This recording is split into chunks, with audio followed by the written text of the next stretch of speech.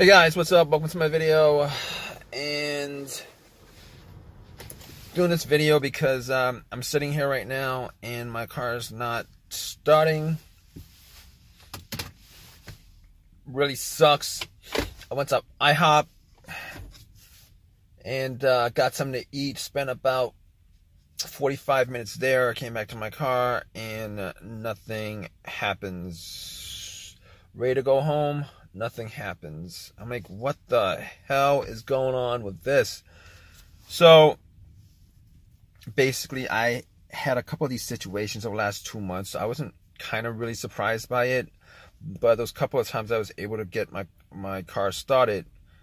This time around, I tried to turn it on about 15 times and nothing happens, which tells me there's a big issue at this point.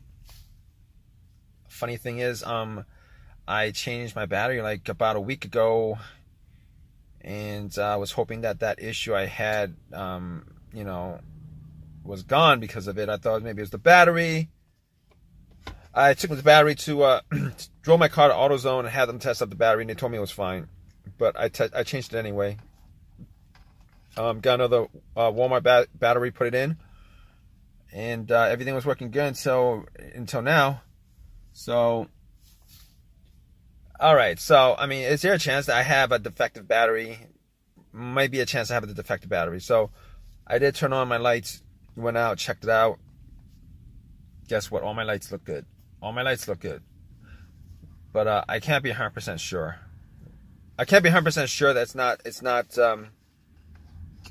it's not my battery. So, I had to be like 100% sure.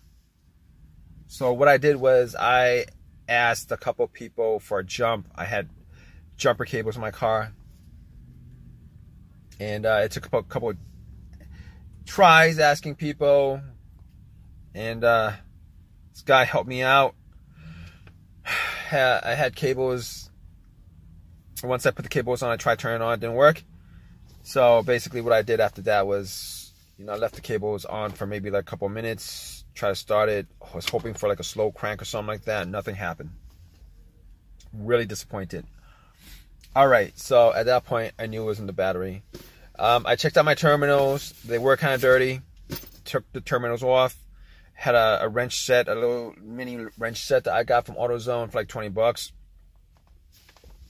And took the terminals off, cleaned it a little bit, shook it a little bit, hit a little bit with my wrench. Got some of the debris off, put it back on, went back into my car, tried to start. Nothing happens. So at that point, I knew it was not the battery, it's now the terminals, because basically there's nothing else. I have like no other issues in my car except for that issue, like the car not turning over. Like everything else works. Everything on the dash works. Everything else works. The radio works, blower motor works. Everything else works except for that problem. So basically, I know it's 100% not the battery, and I don't even know if it was the battery last time, but it's certainly not the battery now. So I was thinking to myself, could it be the alternator? And I could rule out the alternator because basically the alternator will go out on you while the car is running, while the engine's on. So there's a rare chance that the car would just absolutely die out on you at the exact spot when you park it with a dead battery, because the alternator is not charging it. But here's the test for the alternator. Now, if you didn't know, once you put cables onto the battery to jump it, if it was the alternator, your car would have turned on, or at least cranked on, turned on, and kept on running as long as you have cables on it. Once you took the cables off, car would just die out. That's not the case here. Unfortunately, it's not the case here. So I was thinking to myself, okay, so what's the issue here? Not the alternator, not the battery. I was looking at the ground wire. Maybe it was a weak ground wire, maybe a broken ground wire. I'm not quite sure. I don't think so, but I checked it anyway. Seems fine. Ground seems fine. I pulled on the negative a little bit. It's connected to it. It was a little bit dirty, but I didn't actually go too much in depth into cleaning it or anything like that. I assume that's not the case. Okay, so we can rule all that stuff out. What else? So I took the fuse box cover off. I'm like, Okay, try to find the starter relay. Now, I'm pretty sure it's not the starter relay, considering that I hear a click every time I try to turn the car on. So I'm like, can't be the starter relay. You know, every time I try to turn the car on, I hear a click. I don't hear anything else. I hear a click. So I'm thinking to myself, okay. All right, I gotta make it 100% sure that it's not the relay that's the problem. So I actually just swapped out the relay on it.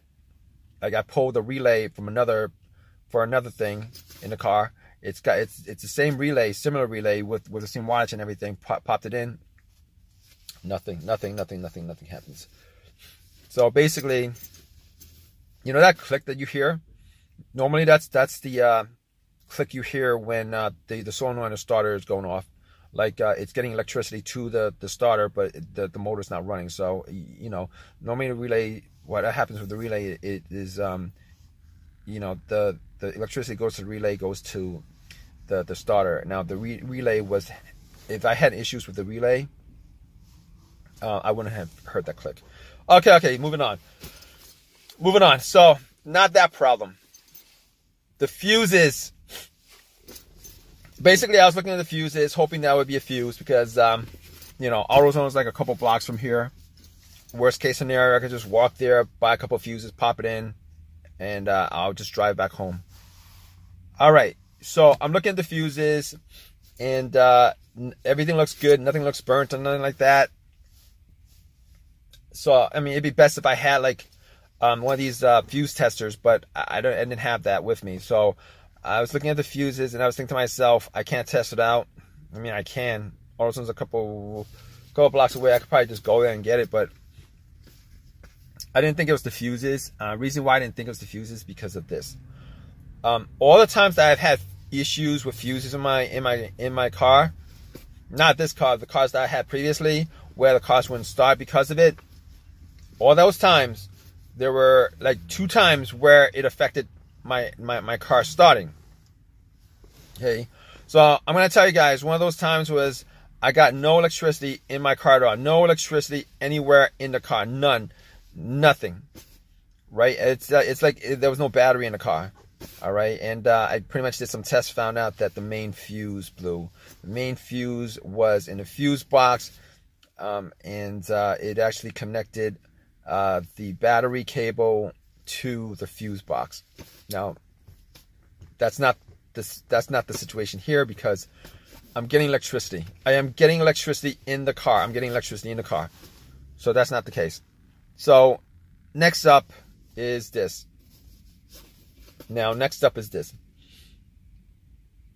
What else could it be? I'm going off tangent here, but something came up like the mass airflow sensor, but it can't be the mass airflow sensor because, I mean, I didn't actually test that out because normally if there's a mass airflow sensor issue, your car would actually crank. And I didn't do it in this case. But anyway, let me go back to fuse. Second issue that I had with fuse was my car cranked, but it wouldn't crank over. Did a bunch of tests and found out that it was the fuse that connected the fuel pump. The fuel pump fuse blew and it cranked, but it wasn't working because no electricity was going through it. I don't know why it blew, but that's not the case here because this car is not cranking. So even if it was the fuel pump fuse, I mean, that's not what's causing the car not to crank at this point. And last but not least, the starter. I was thinking to myself, could it really be the starter? Because now that would be my first guess because I've had starter issues before. But I actually changed the starter on this car like 8 months ago. Had this same issues, changed the starter. Granted, it was a rebuilt starter, and right now I'm thinking I am regretting getting the rebuilt starter instead of brand new starter. The brand new starter was $300, the rebuilt was $150. I went cheap on it. I didn't go cheap on it, but $300 for a starter is expensive, and didn't get that. I got a rebuilt one, popped it in, and I had no issues up until like about a month ago. As far as starting is concerned, I had no issues. So that's why this is not, you know, it wasn't the first thing on my list as started as far as trying to figure out what the issue is on this car as of right now. So I was thinking about maybe like doing a couple of tests, like bump the starter. I didn't do that because I don't have a crowbar long enough to reach it. I have a wrench that's not going to reach it, so I didn't bump it. If I had a wire, I would actually connect the positive cable from the battery to the positive solenoid terminal in the solenoid. I don't have a wire for that, so I can't actually test that out. If you guys don't know anything about rebuilt starters, I have this inkling that it's the starter that's the issue, because with rebuilt starters, when they rebuild it, they only fix like that one part that's broken. Like if you guys buy rebuild anything, a starter, alternator, they only fix that one part that's broken. They don't actually fix any of the other parts on the car. On the part, they don't actually fix everything on it. So that one part that's broken, that's got 0 mileage on it when you got it. Everything else got the same mileage when it broke down, which is kind of crazy, because, you know, why would they do something like that? Apparently it's not worth it for them to replace all the parts, but they should replace all the main parts. But anyway, I'm just yapping. I'm actually waiting for AAA to get here. I was told it'd be an hour of them to tow my car, and I'm waiting for them to tow my car, so that, man, it's a pain in the butt. This is like really a pain in the butt. I really wish this, oh man, I'm gonna be like really peeved. Really peeved if it turns out to be the starter, because now I'm gonna have to spend, I believe the starter is warranted for a lifetime, I think, but that's not the point. I'm either gonna have to spend some time working on it, or I'm gonna have to pay somebody to work on it, which really sucks. But it's just the time that I'm taking out right now for this whole entire situation. Regardless, I'm gonna keep you guys posted on this situation. All right, stay tuned, guys. All right, guys. So here's what I did. I actually did some tests. I mean, I could figure out all the other stuff wasn't the issue, and the main culprit was the starter. So that's where you know my attention was when the car got towed to my house. So basically, I got to the starter. I took a crowbar, took a hammer actually, and pretty much hammered it a couple of times. Try to start it up. It actually started up once. Turned the car off. Tried it again. Didn't do anything. So I hammered it another time. Turned the car on. Didn't do anything. Hammered it another time. Slow crank. Nothing. Hammered it another time. Nothing. Hammered another. I did that about 5 times that with nothing. All right. So that's the test. But just to verify it, I actually did connect a wire from the battery terminal to the positive solenoid terminal on the solenoid, and it did make a noise. Well, I think it did make a noise once. I think it actually the little thing came out, the teeth. I believe that's what it was that I heard, but it didn't spin. Maybe that's the case. I don't know. I forgot, but I think maybe it did that. It didn't spin, so I knew for a fact there was a starter that was the problem. So I had to spend time taking it out. Went to AutoZone. I could have gotten a $300 starter.